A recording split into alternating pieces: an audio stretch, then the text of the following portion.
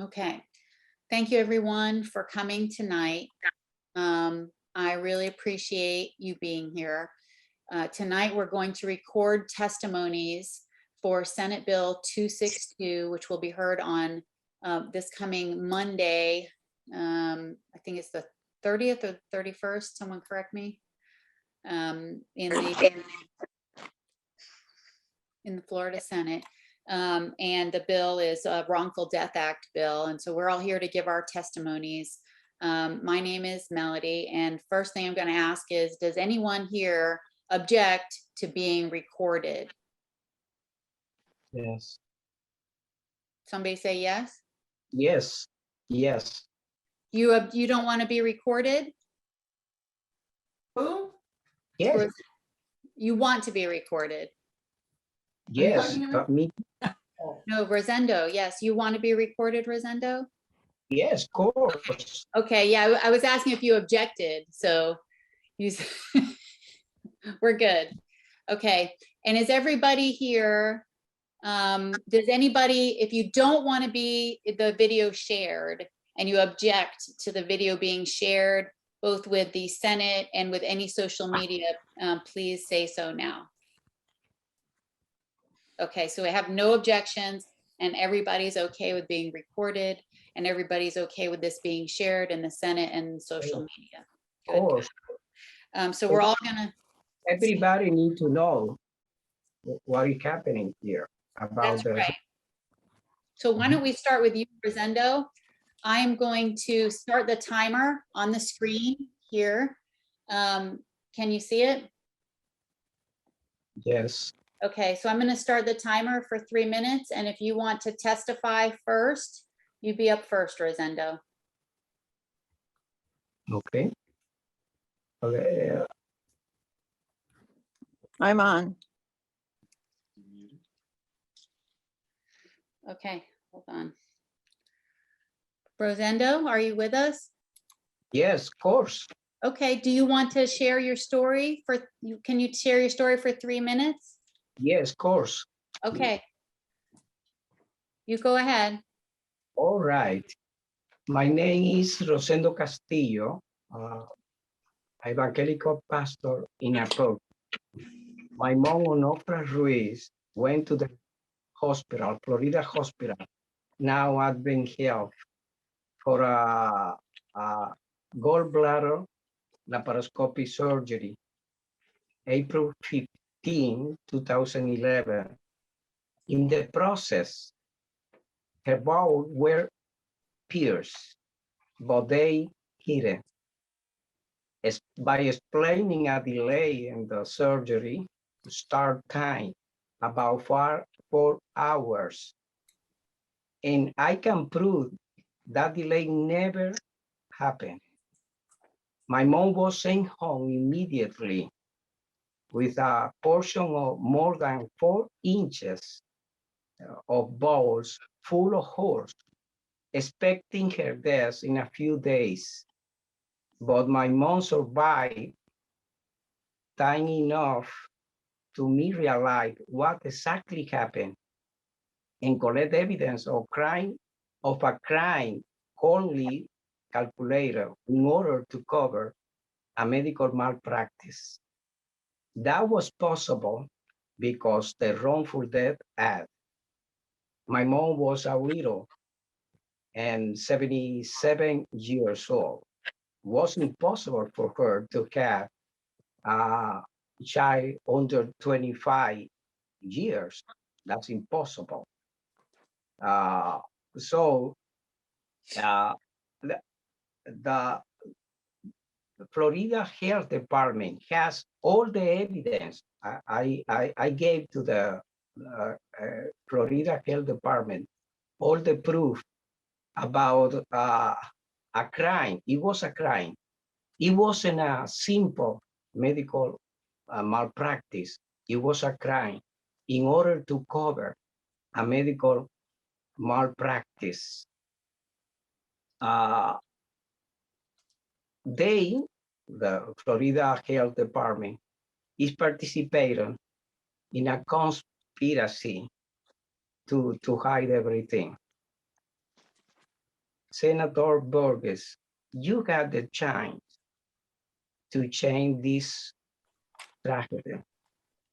Please hear the bills 560 and 262 and bring back dignity and justice to the families in Florida State.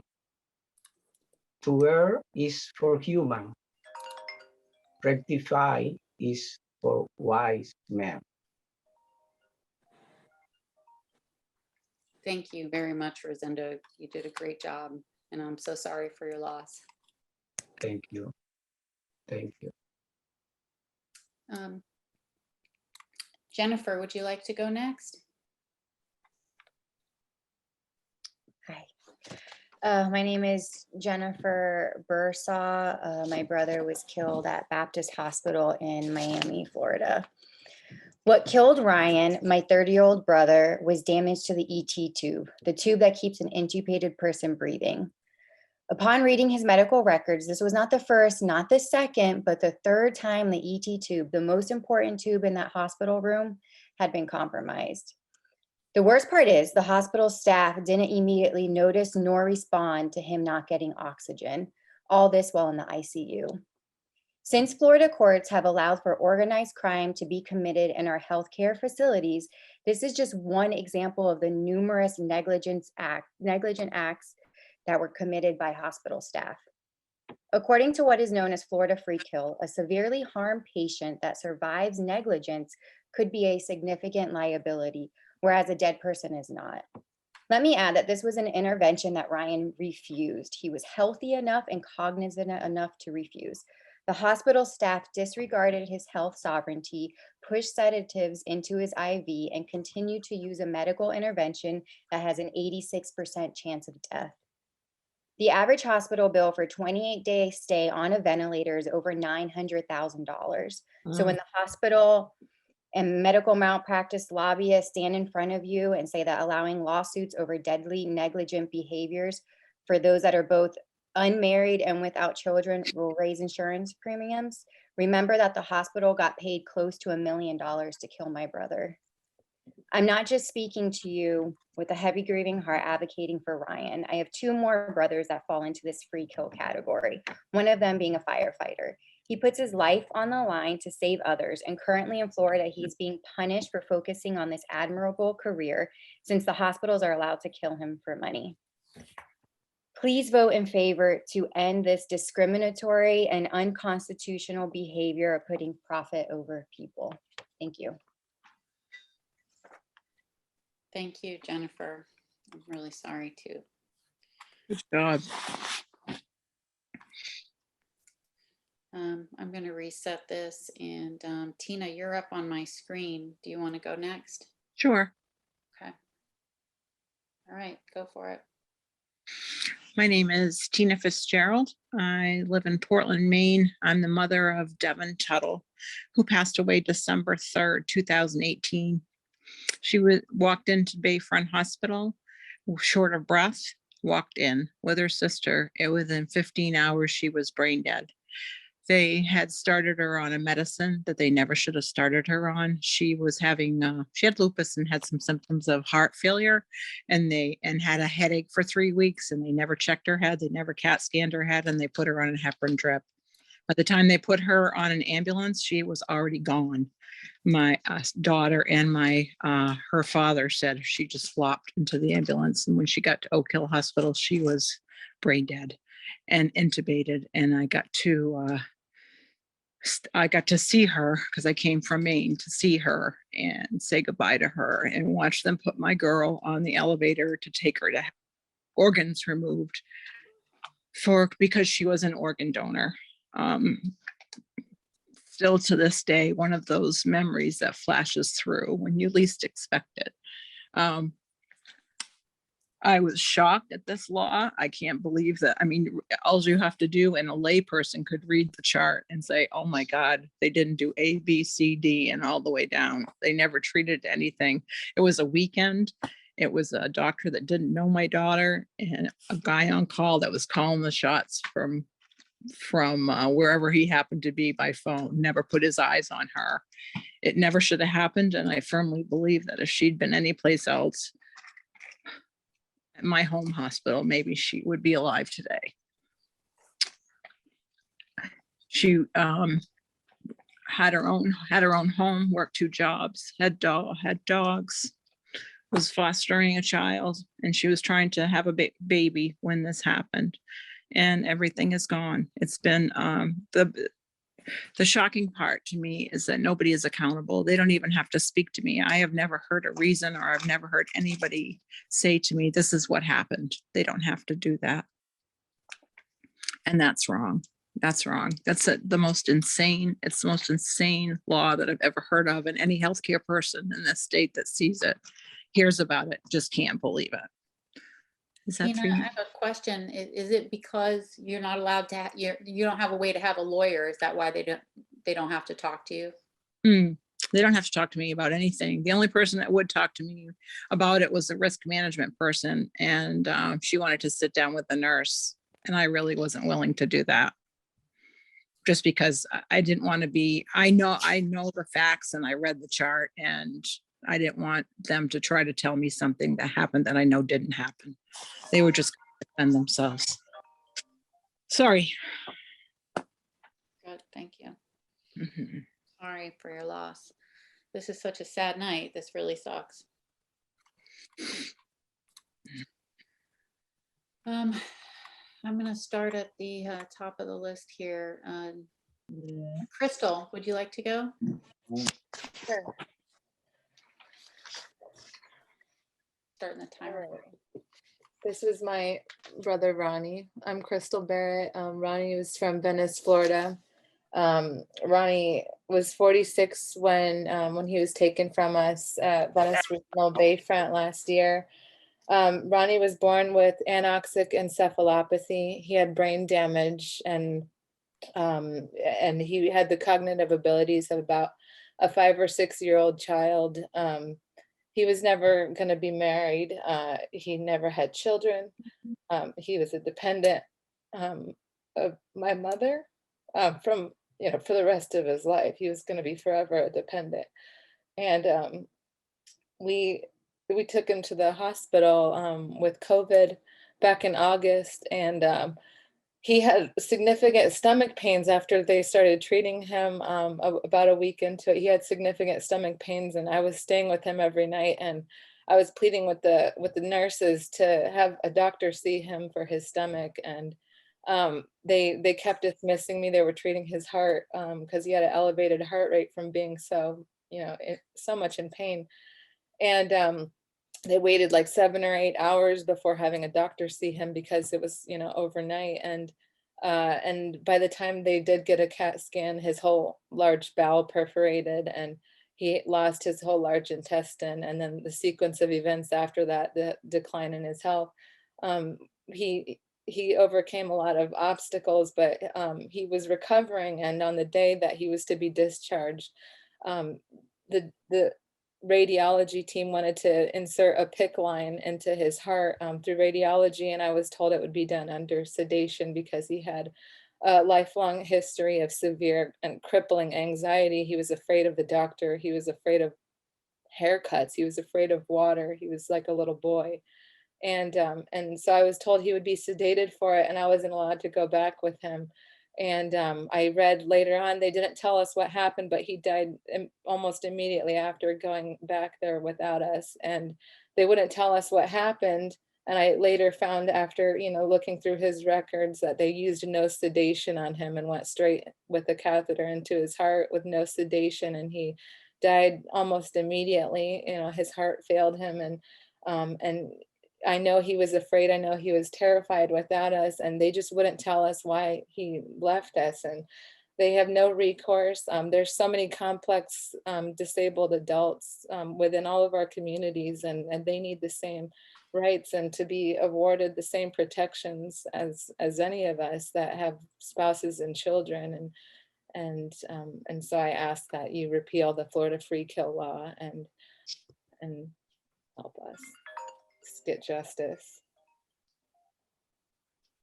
Thank you. Thank you, Crystal. That's really horrible. Yeah, he was so precious. So, but they didn't give him the pain meds. Did he like have a heart attack because it was too They much? they still wouldn't tell us. There's still an autopsy happening, but my mother is bilingual and she speaks Spanish, and they didn't have anyone helping to interpret what was going on. We were told he was going to be under sedation, so we thought he had died from the sedation, maybe like it stopped his lungs, or whatever, but turns out they didn't use any in the interest of saving time. They had too many patients, and they just went ahead knowing that he wouldn't be able to say anything. The doctor blamed me for it and said because I didn't get his COVID vaccine. He was home all the time. It was awful. I would love to talk more when you have the results. We have some people that, might be helpful, that help members of our group interpret things, and Thank you. nurses and stuff. So anyway, stay in touch with that. Travis, are you ready? I will try to be. Okay, my name is Travis Creighton. I'm in Tampa, Florida. With statute 768.21 subsection 8, a medical licensee can violate every medical related civil law, and if their patient dies, nothing can be done civilly. I'll illustrate this fact with a small portion of what happened to my mom. Statute 395.1052 states, notify each patient's primary care provider within 24 hours of the patient's admission to the hospital. This was not done, so this is a violation of law. And here's the proof. I used a HIPAA request of my mom's cardiovascular doctor to get records, and they show that Advent Health contacted them 5 days or 3 days after my mom's death, and my mom was at Advent Health for 5 days. In subsection 2, it says to inform the patient immediately upon admission so that he or she may request the hospital's trained physician consult with her own physician. This was not done. If my mom was notified of this, my mom could have had her cardiovascular doctor overwatch the hospital's doctor. This was not done. And in doing so, my mom lost her own personal advocate. Also, subsection 3, this was not done according to law because it was 3 days after my mom's death that Advent Health reached out to my mom's doctor. This is my mom's Advent Health Tampa's adverse incident report. This is the report created when the hospital causes an event that is negative to the patient. You'll see in the yellow that the physician, my mom's physician, issued by the hospital, was not even told that this occurred against my mom. The law states that a system for informing a patient of individual that the patient was subject to an adverse incident should be created. That's the Internal Risk Management Department. Such notice shall be given by an appropriate trained person designated by the licensed facility. No notice was given. I only learned of this adverse incident because I learned about Florida's Amendment 7 request and compelled the hospital to disclose it, and that was 474 days after it occurred. For the record, Florida's definition of adverse incident means, in part, medical negligence, intentional misconduct, and any other act of negligence or default of healthcare or in health by a healthcare facility or provider. So right there, I should be able to get into court except for statute 768.21. Statute 395.0197 states any condition that requires a transfer of the patient within or outside the facility to the unit providing a more acute level of care caused by the adverse incident. This was not done. If you look at the top of this, you'll see the order. It says medically necessary PCU. That's progressive care unit. But if you go several days later down below, they're still trying to get my mom transferred to the PCU. And that was for CABG, which is open heart surgery.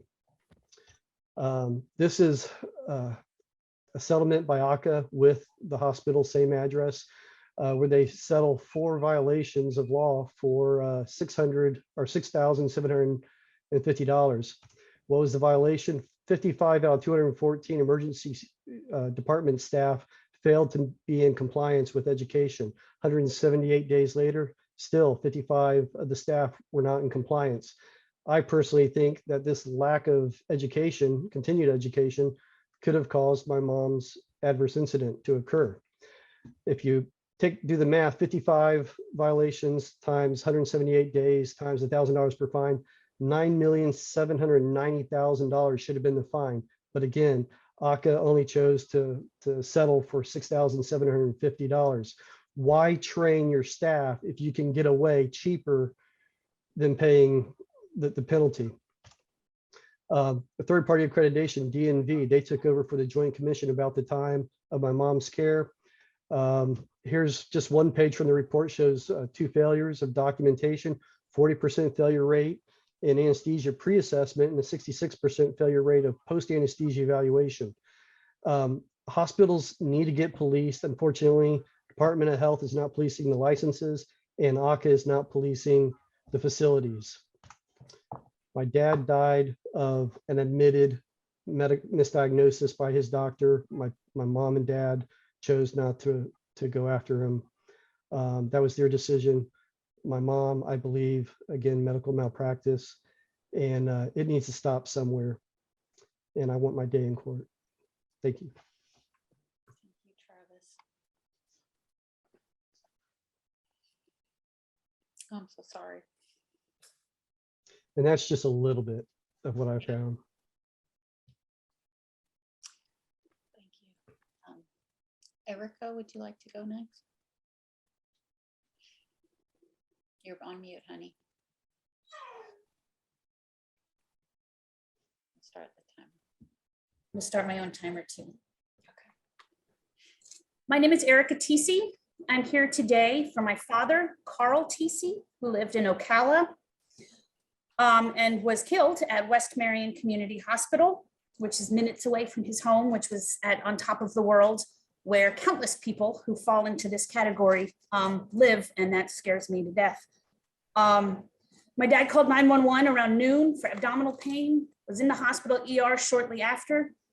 He arrived already septic, and they missed it. He was given a doctor who was a resident, and the doctor overseeing the resident didn't bother to see my father, so the resident completely didn't see my father's sepsis. He had labs drawn, which again showed sepsis. He then had a scan shortly after showing air in his abdomen, which is a red flag for a perforated abdomen and requires urgent surgery. That was around 1 in the afternoon, and they didn't get him in for surgery until midnight, and didn't really start treating for sepsis until around midnight as well. So he was just left there to die and for the infection to run rampant. The hospital lied to me. They told me he had a heart attack. They didn't give me details. They didn't know how he got to the hospital. They lost his clothing and belongings. It kills me. It kills me that my father didn't have an advocate there. I wasn't there for him, and I will forever have that guilt. After he passed, we were asking questions, my brothers and I.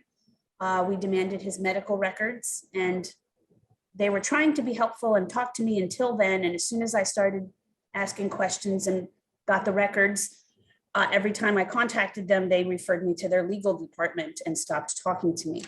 My brother is an attorney, and we had the medical records analyzed by his medical professional. And there were countless signs of negligence and malpractice, time and time again. The records even show how a hospital administrator went through the file after he passed and made notes of where, like, why didn't you do this here? Why didn't they proved time and time again, this resident just dropped the ball, and my poor, sweet, innocent father ended up dying because of it. My father, he was my only parent at the time. My mother had passed years before. He was my friend. He was my confidant. He was my therapist. I was caring for my brother at the time, who had metastatic prostate cancer. My brother died 5 months after my dad did. He was smart, funny, caring, generous, kind, and incredibly loving, and he mattered. He did not deserve this. Nobody in Florida deserves this. Shame on everyone who allows this law to continue. Real people with loving families are dying. and it needs to stop, and people need to be held accountable. Thank you. Thank you for that. It was very good. Thank you, Erica. Michelle? Joe?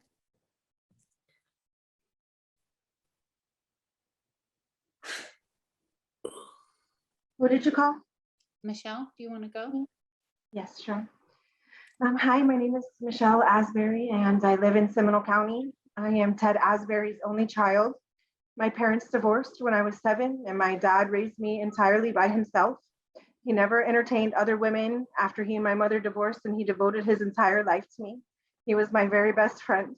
He never remarried, and I'm over the age of 25. On October 11th, last year, my dad was murdered at a local hospital. His death certificate states that his cause of death was accidental and caused entirely by the gross negligence of the hospital and doctors who fatally failed him and practiced far below the minimum appropriate standards of care. My dad's initial admission was due to fluid overload from lack of proper dialysis, which was a very quick and simple fix.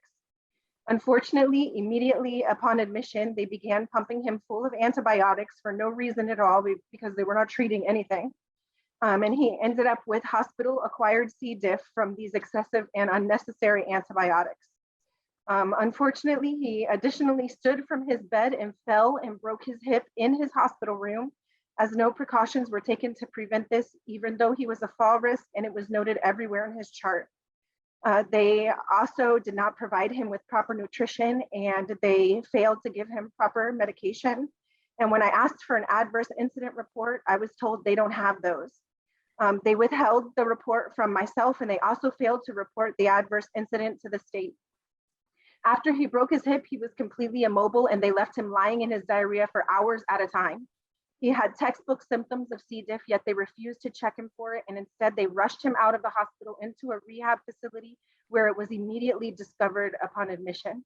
He ultimately was left untreated for 7 days, and by the time they began treatment, it was too late. My dad acquiring C. diff saved the hospital from any liability from his fall. It was their ticket out. They knew that they would not be held accountable for his fall if he died. So they killed him, a slow, torturous death that took 9 days. They intentionally withheld treatment and allowed his body to be poisoned by C. diff, causing the development of sepsis, leading to his wrongful and untimely death. After his death, the hospital fraudulently completed his death certificate and tried to state that he died from natural causes. His death certificate had to be legally amended by the state medical examiner. They hid his fall from the state, and they also attempted to hide his death. Because of Florida's free kill law, even though his death certificate reiterates the fact that his death was due to complete failure and neglect of the hospital, there is no one who will be held accountable. No one will have to pay for what has happened. No one except me and my family. We will have to pay for the rest of our lives every single day. My dad was my entire world. He was my best friend. And I will be forever shattered and incomplete because of this. We've been forced to carry this unbearable burden that holds no consequences for the people who have caused it. I'm almost done. Florida's free kill law is heinous, unconstitutional, and discriminatory. It provides doctors with a license to kill and literally places a target upon your back. My dad's life was not less valuable because he never remarried, and I don't need him any less simply because I'm over 25. Please, I respectfully and desperately ask you to hear these bills to repeal this law. There are literally lives depending on it. Thank you.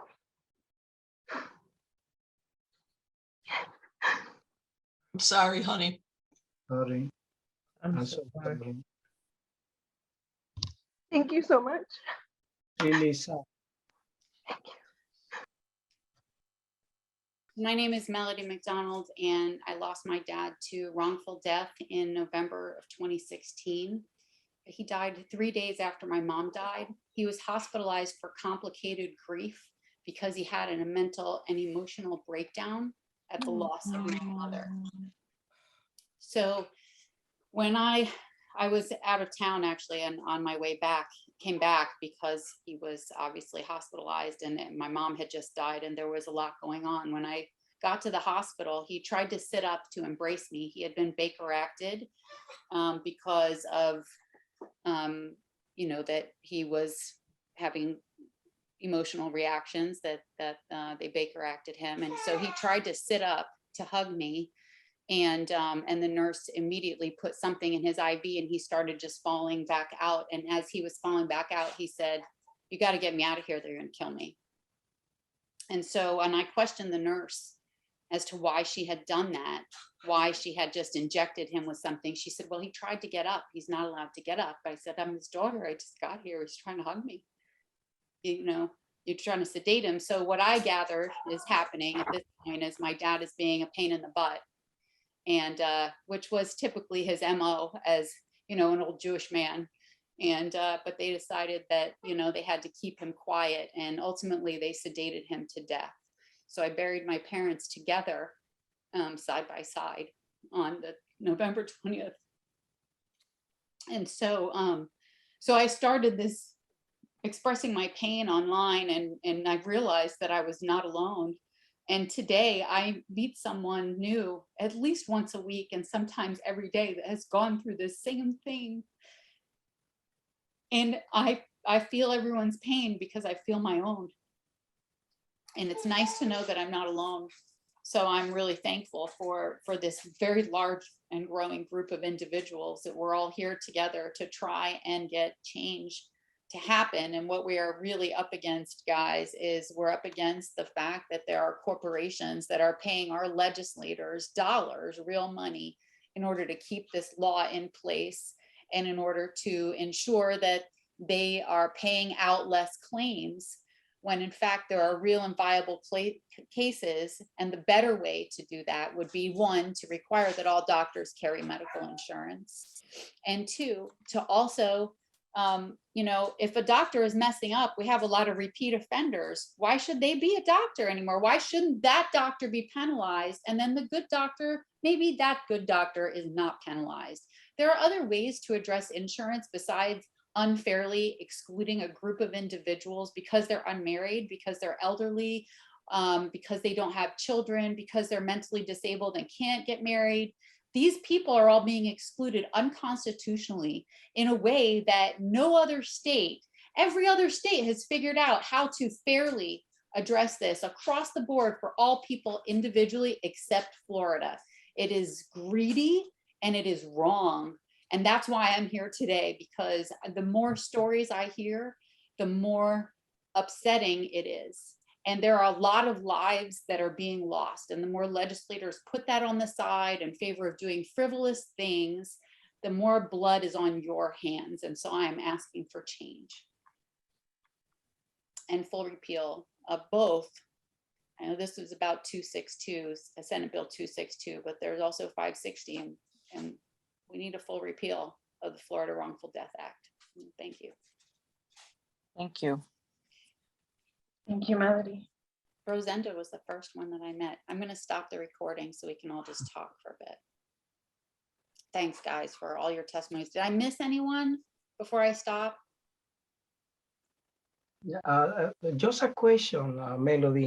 Is possible that somebody else in my family can testify about my mom case? I got a nephew. He's willing to do it. He wants to do it now? No, not now. Okay. No, no. We can do it. We can do it again. I can schedule another meeting Okay. before Monday if you want. Yeah. Okay. We Okay, have until thank you. Monday to submit it.